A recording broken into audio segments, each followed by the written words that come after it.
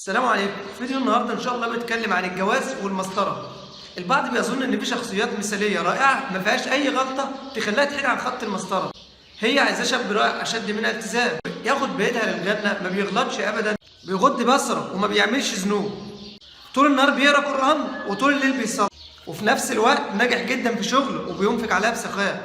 هو عايزها احسن منه تدينا، تقلب في فراشه بالليل يلاقيها بتقوم الليل، ما بتغضبش، في نفس الوقت جميله الجميلات وحافظه للقران، دارسه للعلم الشرعي وبتسقي لاولادها بالمعلقه. لازم تكون كده لان هي اللي هتربي. لحظه، انت ليه مستني ان حد ياخد بايدك للجنه؟ انت ليه ما بتتحملش المسؤوليه؟ التدين والالتزام والقرب من ربنا سبحانه وتعالى ما بيتقاس بالمسطره، ومفيش شخص مثالي او كامل 100%. مفيش حد مننا انسان آلي مبرمج على الطاعه اللي المفروض كل يوم هيكررها بانتظام. الخشوع ملوش مفتاح بتضغط عليه فبتشعر بيه، وحلاوه الايمان مش بتتحفظ في علم.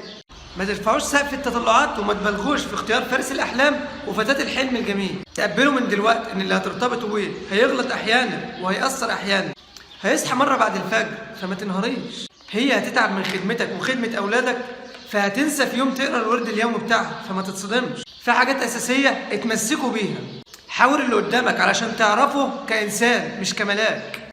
حط حلمك بين ايديه وتأمل ردة فعله، اسمع له وتجاوز عن بعض الحاجات الصغيرة طالما ان المعظم كويس. احيانا الطبع السيء بيصطدم بقواعد الالتزام اللي احنا بندور عليها. تلاقي الزوجة مثقفة علميا وشرعيا بس عنيدة وصوتها عالي، وفي كل نقاش تلاقيها بتقف الند بالند لجوزها وما بتتراجعش، فيكره الكلام معاها رغم انها ذكية جدا وملتزمة جدا. وعلى الرغم من انها ذكيه جدا وملتزمه جدا بس بيتها مش هادي.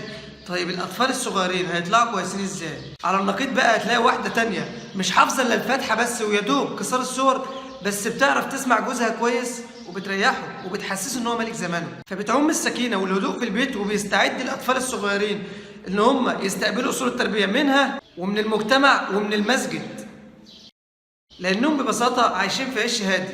احيانا بيكون الزوج فظ غليظ او بيستخف براي زوجته او بيضربها رغم انه قدام الكل رائع وملتزم ومتدين، وتلاقي غيره ما عندوش علم شرعي بس بيحسن معامله زوجته.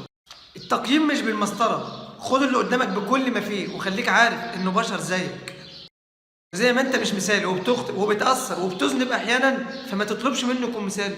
ما تضيعش وقت تدور على نماذج خياليه ما اتولدتش لسه، وما تقعش في الفخ وتحكم بالمظاهر، فتتصدم بالواقع وترجع تندم. خليك وسط. السلام عليكم.